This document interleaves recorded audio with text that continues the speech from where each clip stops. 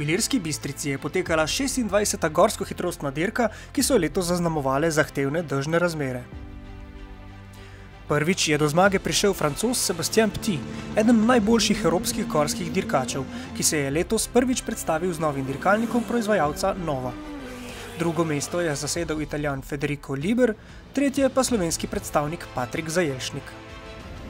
Petit je ob zmagi postavil tudi najboljši čas 2:23:222, ki zdaj velja za novi rekord tekmovalne proge. Ta ima od letos novo šikano, saj je v hitrem začetnem delu po novem seka krožišče. Petit je bil najhitrejši vseh vožnjak, z izjemo prve, ki jo je dobil Stefan Promog z Mitsubishijem. Avstrijec je bil v vseh vožnjah najhitrejši med turnimi avtomobili, na koncu pred rojakom Reinholdom Tausem in domačinom Milanom Bubničem.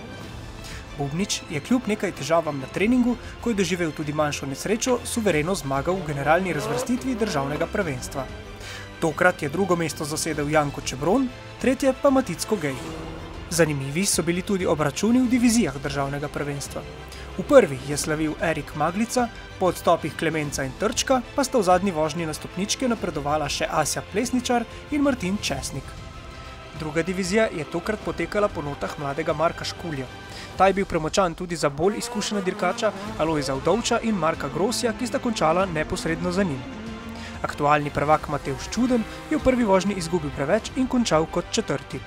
Pokalno prvenstvo divizije 3 je seveda prepričljivo dobil tudi sicer najhitrejši slovenski voznik na dirki Patrik Zajelšnik. V diviziji 4 med Twingi je v drugi vožnji do zmage prišel aktualni prvak Urban Jelovčan. V diviziji 5 med starodobniki pa je tokrat slavil Matjaž Korošec.